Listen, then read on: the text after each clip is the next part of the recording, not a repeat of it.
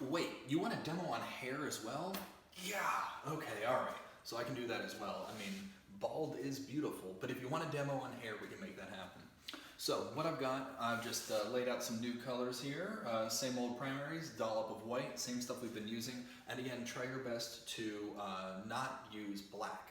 I know, there are people with black hair, but here's the thing. You don't really have black hair, honestly. If you pluck out a thread and look at it underneath a microscope, what you really have is extremely dark brown hair. So what we can do is actually mix that up on our palette without ever needing to actually use the color black.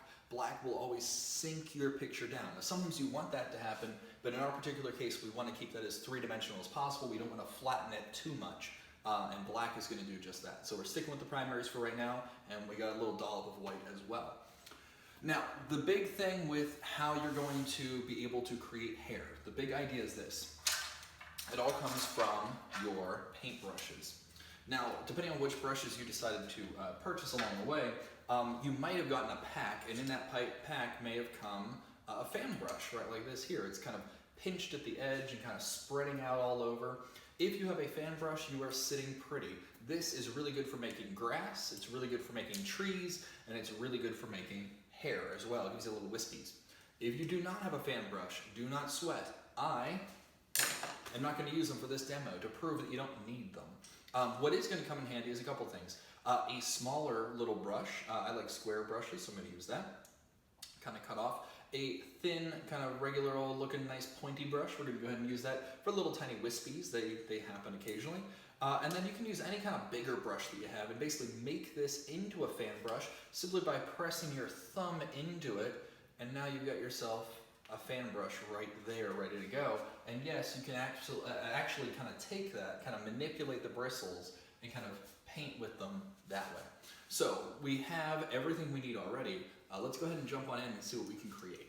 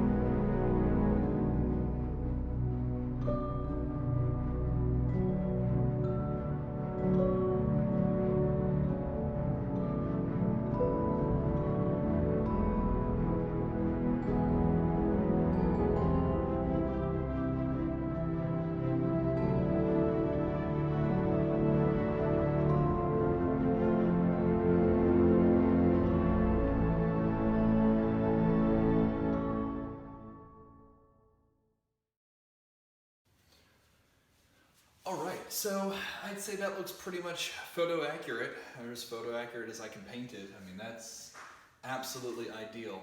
So here's the last little test. Everything you learned when it came to doing skin directly applies to painting hair. Notice how I started with very large blocked-in shapes. I thought about the three-dimensionality, and then I slowly broke it down into smaller and smaller pieces. The last couple finishing touches were to use a fan brush, or to make a fan brush, to add a little bit of some difference and some little kind of sporadic threads, and then finally used a really tiny paintbrush to add on a couple little wispies. That really helps it feel a little crunchier, kind of more like actual hair.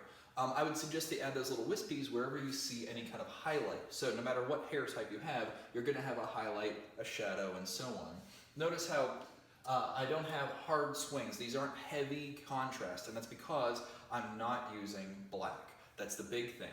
If you can, try to mix up the absolute darkest possible color that you can. If you need a little bit of black, you can add a small amount, but you really shouldn't need to. You should be able to mix together, starting with kind of a deep kind of bluish purple, mix some brown into that deep bluish purple, and you're going to get something that feels much more close to a realistic kind of black color, okay? All right, so that's going to actually wrap up our final project. If you guys have any questions, comments, or anything like that, I'll see you in class. Bye.